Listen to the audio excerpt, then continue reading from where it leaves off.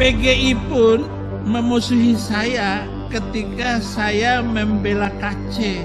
Tidak ada satu pendeta pun yang bertentangan dengan khutbah-khutbah saya. Mendapat anak angkat dari Muslim, kemudian dipindahkan untuk mengikuti Yesus Kristus. Dan itulah cara satu-satunya untuk membuat mereka ini, yaitu orang Islam, itu mendapat berkat, yaitu ikut Yesus Kristus. Apa yang Bapak ajarkan dulu kepada murid-murid Bapak ketika seorang Muslim punya tetangga Nasrani, kemudian tetangga Nasrani tersebut meninggal? Assalamualaikum warahmatullahi wabarakatuh. Selamat pagi, selamat siang, selamat malam, di mana saja sahabat berada semoga terselamatkan. Amin ya robbal alamin. Sahabat Tama yang budiman, mari kita simak bersama 5 pertanyaan yang membuat Udin Oten terbuka secara belak-belakan seputar misi visi. Ternyata sungguh mengejutkan. Baik sahabat Tama yang berbahagia, mari kita simak diskusi ini, tetapi jangan di-skip supaya terhindar dari gagal faham. Selamat menyaksikan. Halo, selamat malam Pak Saifuddin. Haleluya. Ya, tenang aja Pak Udin, saya tidak seperti teman-teman yang lain. Saya mau dialog santai saja. Ya. Jadi begini Pak Saifuddin, kenapa ya Bapak ini kan penginjil kan, seperti itu boleh dibilang. Di Indonesia itu kok bisa sampai nggak dapat hati di antara para tokoh-tokoh dari umat Nasrani ini? Masalahnya apa? Yang saya tahu itu kan PGI pun juga tidak begitu merespon dengan Anda. Nah, kemudian tokoh-tokoh yang lain pun juga begitu. Nah, kira-kira masalahnya di mana ini Pak? Tidak merespon saya maksudnya? Artinya kurang simpati dengan apa yang Pak Saifuddin lakukan gitu loh.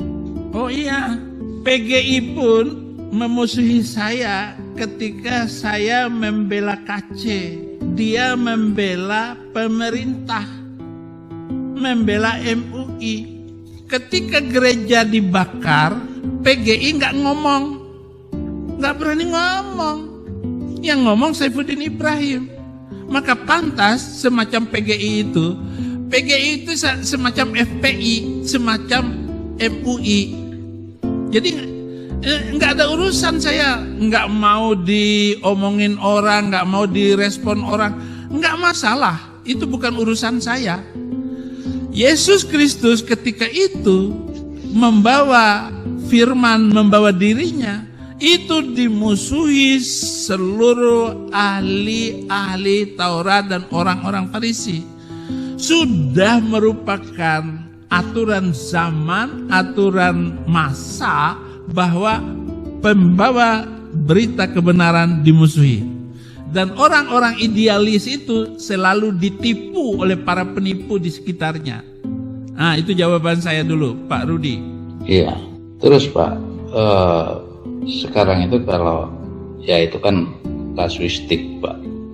Sekarang yang menjadi pertanyaan besar kita juga, kenapa Bapak ini seolah-olah, kalau memang seorang penginjil ya, seolah-olah meninggalkan Indonesia ya. Artinya apakah, nah ini pertanyaan Pak yang harus dijawab, apakah Bapak ketika di Indonesia ini kurang pendukungnya, kurang pengikutnya, atau bagaimana sebetulnya sehingga Anda sudah tidak mau lagi di Indonesia? Saya ditolak di Indonesia oleh pemerintah, bukan oleh jemaat saya, bukan oleh orang-orang Kristen. Orang-orang Kristen kalau mendengar khutbah saya, tidak ada satu pendeta pun yang bertentangan dengan khutbah-khutbah saya. Semua khutbah saya buat sedemikian rupa. Kalaupun ada pendeta-pendeta yang bertentangan dengan saya, karena mereka takut dengan khutbah-khutbah saya. Katanya gereja akan dibakar, gereja akan disusahin kalau mengundang Saifuddin Ibrahim. Saya tidak perlu diundang oleh mereka, saya cukup di YouTube, saya cukup menginjil di jalan. Itu bukan urusan mereka. Saya tidak berarti itu, mencari keamanan diri saya tidak mencarinya. Kalau yang menolak itu pemerintah, jelas sekali karena saya mengganggu penginjilan saya. Dan penginjilan itu ada dua, penginjilan ke dalam itu adalah untuk orang-orang Kristen yang tidak bertobat, ataupun orang-orang Kristen yang sudah meninggalkan Yesus, itu wajib ditarik untuk bertobat. Kemudian yang kedua, memindahkan jiwa yang mau binasa kepada hidup yang kekal, yaitu orang-orang yang tidak percaya kepada Yesus Kristus harus dibawa ke sini. Nah, itu penginjilan. Dan penginjilan itu ada dua juga. Penginjilan yang pertama adalah membicarakan tentang kebenaran itu adalah siapa? Penginjilan itu siapa? Yesus Kristus. Intinya adalah Yesus Kristus, itu namanya penginjilan. Kemudian untuk membedakan siapakah Yesus Kristus terang, maka harus bicara gelap. Gelapnya apa? Ya gelapnya itu ya di luar ajaran Yesus, itu adalah ajaran kegelapan. Makanya saya bicara tentang yang di luar daripada Alkitab. Saya ceritakan semuanya. Pengalaman saya, kenapa saya dulu begini dan begitu. Kenapa saya begitu membakar gereja dan membenci orang Kristen. Saya ceritakan semua supaya orang Kristen juga tahu. Jadi begitu, Saudara Rudi. Oke, kita berlanjut lagi. Ini flashback ke belakang, Pak ya. Bapak dulu kan seorang Muslim kan? Ya. Dari Bapak bahkan dulu pernah di pondok Al Zaitun, Pak ya, kalau nggak salah. Ya, banyak pondok, bukan Zaitun saja. Terkenal saya sebut itu hanya Az-Zaitun. Saya mengajar di Sawangan, di Darul Arqam. Kemudian saya juga mengajar di pesantren saya di Hajjah Nureh Sabran. Kemudian saya mengajar banyak tempat terus. Ya. Terus pertanyaan saya begini, ibarat kata berarti Anda ini kan dulu seorang pengajar, seorang boleh dibilang ustadz kan, seperti itu. Bapak kan tahu sendiri tradisi di umat Muslim itu kan selalu taat dengan murid-murid, itu kan selalu taat dengan para ustadz-ustadznya. Nah, ketika Bapak Saifuddin ini berpindah haluan, artinya berpindah setir, saya kok tidak melihat dari para murid-murid Bapak ini yang mengikuti arah Bapak ini. Apakah memang Bapak ini kecewa dengan mereka sehingga Bapak ini putar haluan atau bagaimana? Seharusnya kan ketika Anda seorang pengajar yang cukup besar di kala itu, tentunya banyak pengikut-pengikut Bapak yang juga mengikuti apa yang Bapak lakukan. Tapi sampai hari ini saya tidak melihat adanya murid-murid Bapak yang dulu ketika di pondok yang Bapak ceritakan itu juga mengikuti gerakan yang Bapak lakukan. Nah, masalahnya apa ini, Pak? Ya, bukan masalah itu. Walaupun orang gak mau mengikuti saya, sekali Yesus, tapi Yesus, iman saya tidak akan berubah sedikit pun kepada Yesus Kristus. Dan ketika saya baru keluar dari Az-Zaitun, pesantren itu, saya punya karyawan, ada 35 karyawan yang masuk Kristen, dan di Cirebon mereka berkumpul di sebuah gereja. Dan mereka sekarang saya nggak tahu lagi karena HP saya sering hilang. Kemudian saya bertemu dengan banyak murid saya yang sudah masuk Kristen, tetapi mereka tidak mau menampilkan diri, apalagi menyebut murid Ustadz Saifuddin Ibrahim. Saya sama sekali tidak kecewa. Dan 3 anak saya sekarang, dari istri saya yang pertama, 3-tiganya Muslim. Fikri Khomeini, Saddam Hussein, Muammar Gaddafi, 3-tiganya masih Muslim. Bahkan hubungan kami tetap baik sampai hari ini. Walaupun anak-anak saya itu sedang berdebat dengan saya.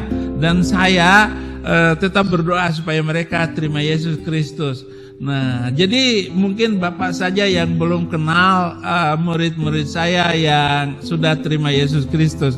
Kemudian murid-murid saya, karena mereka tahu gurunya ini orangnya humoris, baik, dan ada kelompok kumpulan murid-murid saya yang masih muslim tetapi masih berhubungan dengan saya.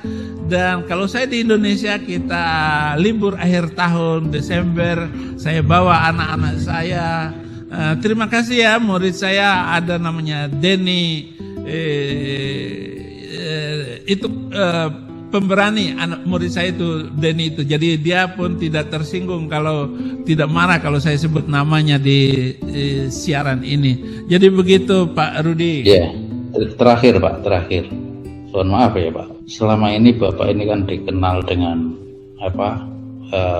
sebuah pernyataan yang cukup, ya mohon maaf, cukup mendiskreditkan umat muslim terutama yang di Indonesia.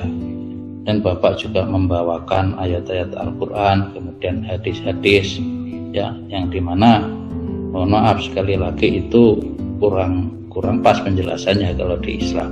Pertanyaannya Pak, apakah sebegitu dendamnya atau sebegitu bencinya Anda terhadap umat muslim, terutama yang di Indonesia ini Pak? Ngomong kebencian, saya tidak membawa kebencian di dalam siaran-siaran saya, hanya anggapan orang. Kalau saudara mengerti khutbah saya yang lain tentang loving Abraham descendant, mengasihi turunan Abraham yang terkenal itu Ismail dan Ishak. Ismail yang sekarang ngumpul menjadi bangsa Arab, Ishak yang ngumpul menjadi turunan Yahudi sekarang. Nah, dua turunan ini saling bermusuhan. Nah, kalau kembali kepada firman Tuhan, apa yang saya yakini dan apa yang saya pelajari, angkatlah anak itu, bimbinglah dia, karena dia akan menjadi bangsa yang besar. Orang Kristen yang benar itu harus mendapat anak angkat dari Muslim, kemudian dipindahkan untuk mengikuti Yesus Kristus. Dan itulah cara satu-satunya untuk membuat mereka ini, yaitu orang Islam, itu mendapat berkat, yaitu ikut Yesus Kristus. Jadi mengasihi mereka itu adalah sesuatu yang harus dilakukan dengan segera oleh semua orang Kristen, mengangkat mereka, membimbing mereka. Itu 5 kali sehari teriak di masjid itu, mereka tidak tahu. Bahkan di dalam setiap doanya, tunjukilah kami ke jalan yang lurus. Ihdinas siratal mustaqim. Tunjukilah kami ke jalan yang lurus. Orang Kristen gak perlu bertanya tunjukilah kami ke jalan yang lurus, karena Yohanes 14 ayat 6, Ana huwas siratu wal haq wal hayat, la yaji'u ahadun ilal ab illa bi. Akulah jalan, kebenaran dan hidup. Tidak ada seorang pun yang datang kepada Bapa kecuali lewat aku. Yesus itulah jalan, Pak. Yesuslah jalan, Pak Rudi. Jadi begitu. Makanya saya tidak benci. Kalau Bapak menilai saya membenci Islam, enggak. Saya hanya emosi saja, emosi yang dibuat-buat supaya orang ini tertarik dengan apa yang saya katakan.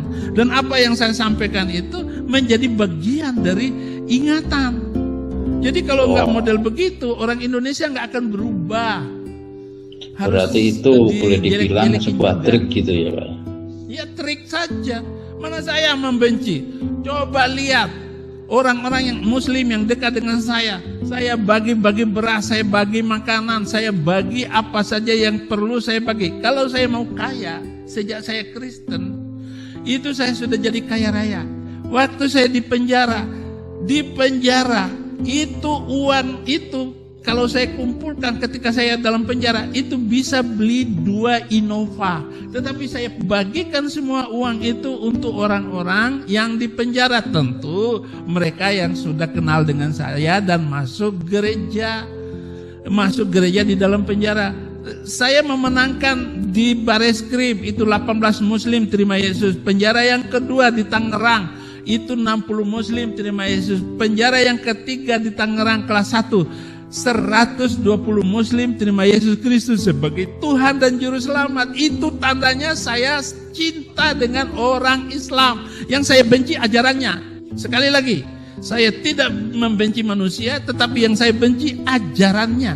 Kan ajaran itu, misalnya ayat surat ke-29 surat ke-9 ayat 29. Qatilul ladzina la yu'minuna billahi wa bil yaumil akhir wa la yuharrimuna ma harramallahu wa la yadinuna bidinil haqq minal ladzina utul kitab.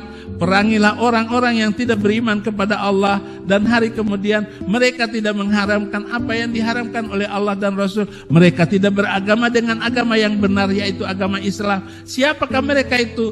Minalladzina utul kitab, yaitu mereka-mereka yang diberi Alkitab, Yahudi dan Kristen. Jadi boleh diperangi.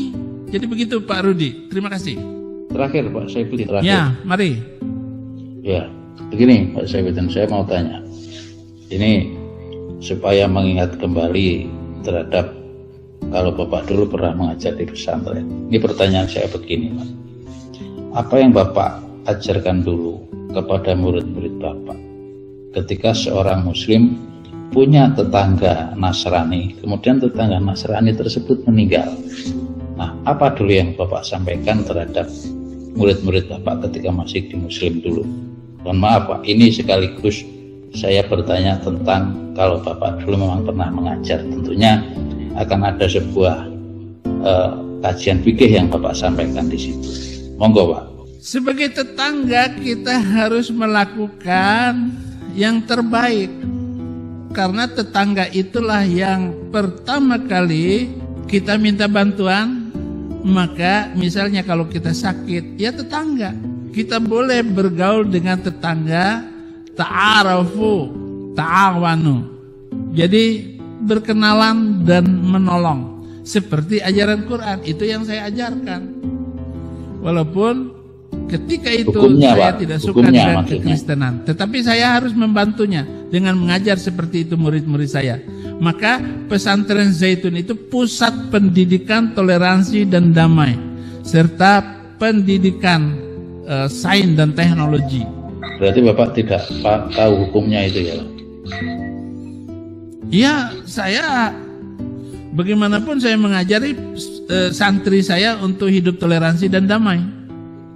Ya, begini. Walaupun ayatnya dan ada penghinaan di dalam ayat-ayat Al-Quran. Ya, oke, terakhir Pak ya. Jadi terima kasih. Jadi itu tadi biasanya dijelaskan oleh para ustadz bahwa hukumnya itu adalah fardu kifayah. Oke, terima kasih Pak Saifuddin ya. Oke. Selamat malam. Terima kasih. Demikian sahabat tamat, ternyata Udin Oten berjuang edan-edanan untuk memurtadkan umat Islam.